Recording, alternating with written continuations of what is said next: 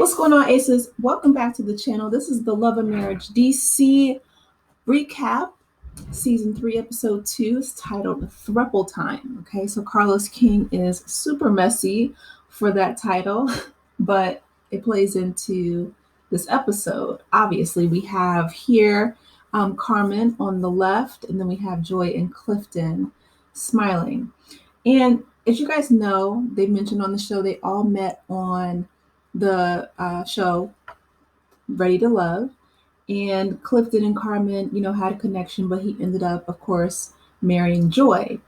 And the episode begins with Joi, you know, a quick recap of her saying that she was upset that her marital status was made public. And while I get it's her business to tell, your marital status is public record. Like, it's listed at the county in which you are married, right? So if you ever need a marital license, you can just look up the county where you got married and it's on file, it's public record. Plus, the IRS knows in your tax filings if you are married or not, right?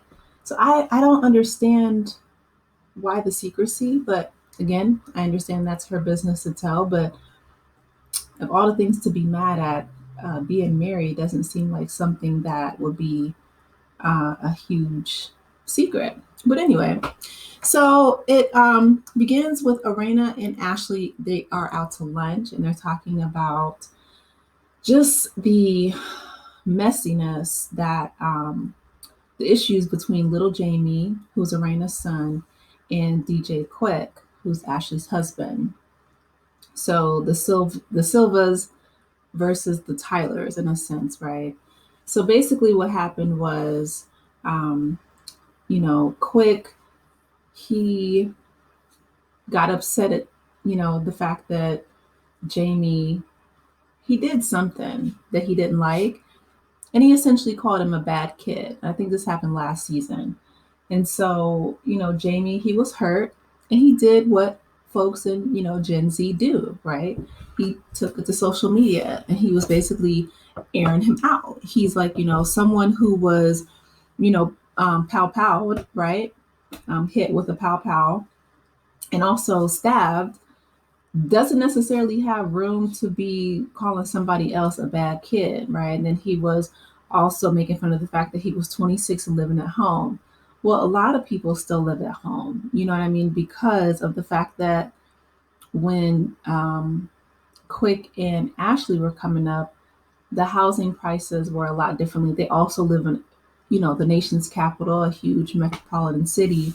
So the fact that he's 26 and still living at home, in my opinion, that's financially smart. But his parents have also said that, their son is not where they would like him to be. But their father, Big Jamie, calling him a bum and all that, that's not encouraging. That's not motivating, in my opinion. Like, if you want your child to do better, calling him all kind of names, that doesn't help. That doesn't move the needle. So speaking of moving on, we have Winter in her platinum blonde wig. Winter, she is a mess and a half. I don't know. There's something about her. She's talking about her relationship with Yusuf, and if, as you guys know, because this was filmed so long ago, that they're no longer together. But she's meeting with Joi, and again, Joi is telling her that she was pretty upset the fact that her marital status was made public behind her back, and that she was essentially kicked out of Ashley's party. And if you guys remember, Winter was like, "Well, I was kicked out too, so welcome, welcome to being kicked out of the Silvas. Welcome to the club."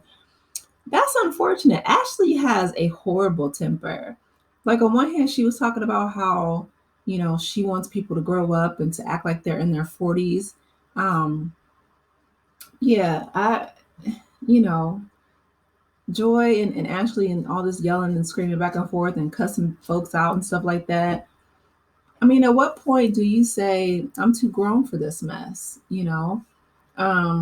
There was no reason, in my opinion, for Ashley to have kicked out Winter or Joi. you know. It wasn't anything that couldn't have been handled sitting down and having a mature conversation. But again, that's just my opinion.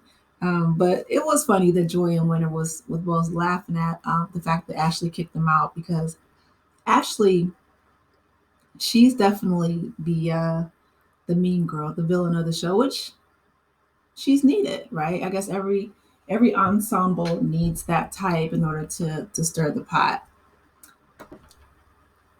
Okay, and speaking of stirring the pot, child.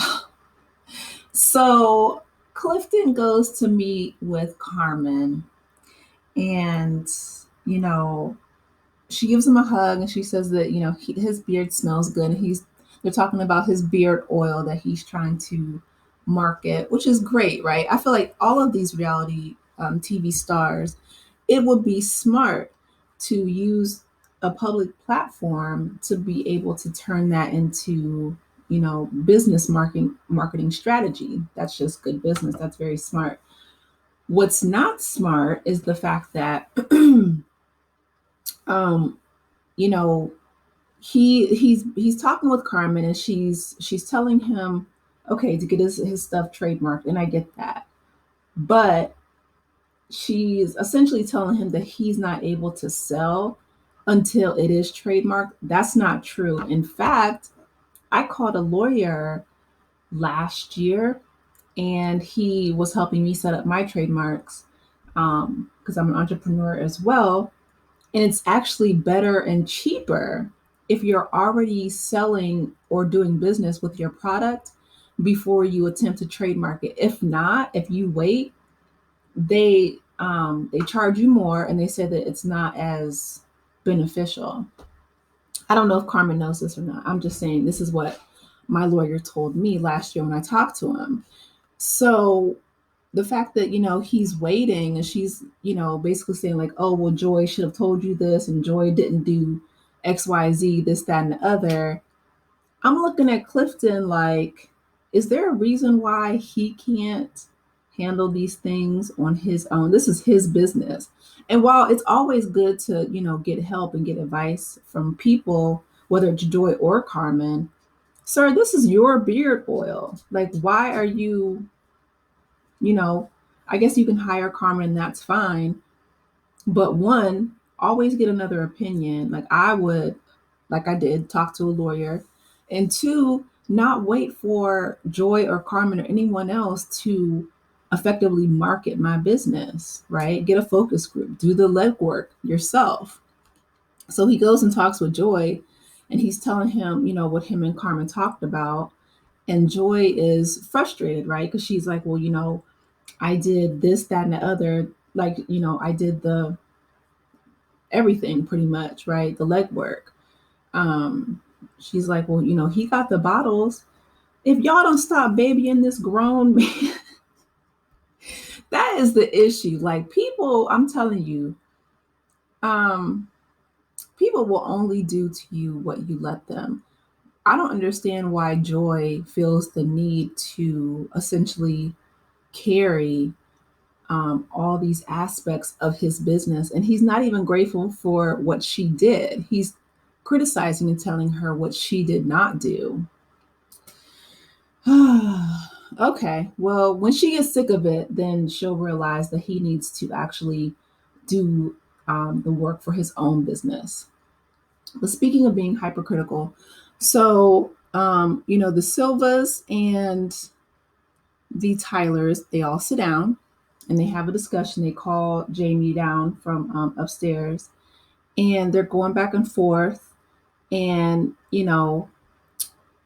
Quick is really frustrated, and he's like screaming and yelling. And Jamie asks him a valid question. He's like, why are you cussing at me?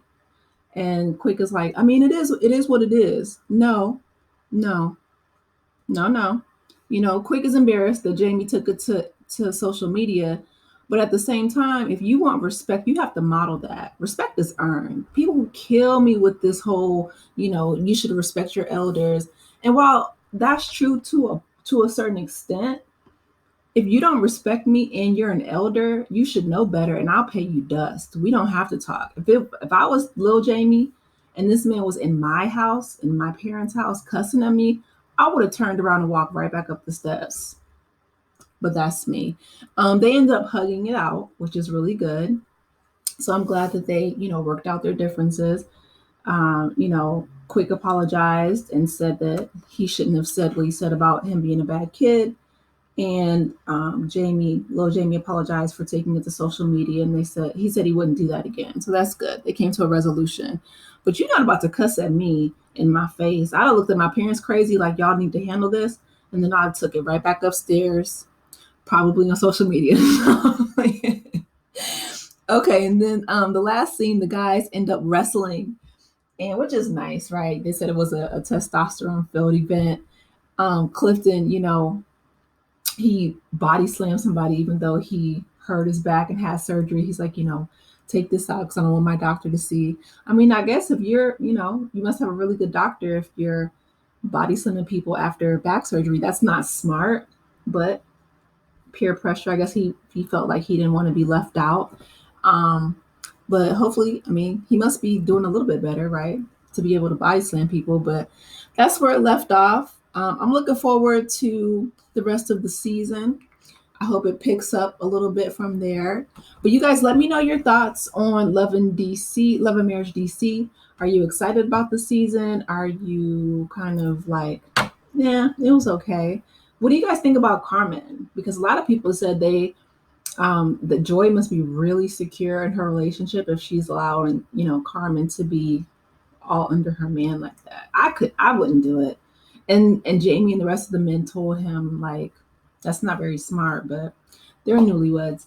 You guys, let me know your thoughts. Please be sure to like, share, and subscribe to the channel if you have not done so already. And I will talk with you in the next video. Take care, aces. Bye.